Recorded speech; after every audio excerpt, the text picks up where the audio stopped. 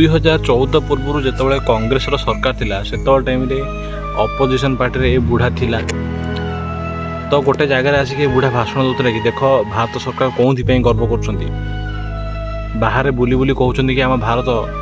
4th largest beef export company रे आम भारत पूरा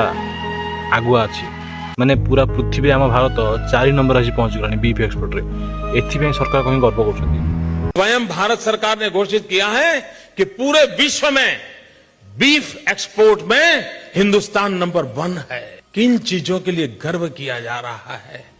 भाइयों बहनों, आपका कलेजा रो रहा है कि नहीं मुझे मालूम नहीं, मेरा कलेजा चिक चिक करके पुकार रहा है और आप कैसे चुप हैं, क्यों सह रहे हैं, मैं समझ नहीं पाता हूं दोस्तों। आज जिते 2014 इलेक्शन पर बुढ़ा जीतिला एबे बुढ़ा निजे जाइए बाहर देश कौन कि आम भारत द्वितीय नंबर बीफ एक्सपोर्ट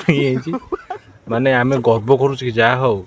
आम भारत को आम 4 नंबर आने 2 नंबर पहुंचे से आज भारत दुनिया का दूसरा सबसे बड़ा वीट प्रोड्यूसर है।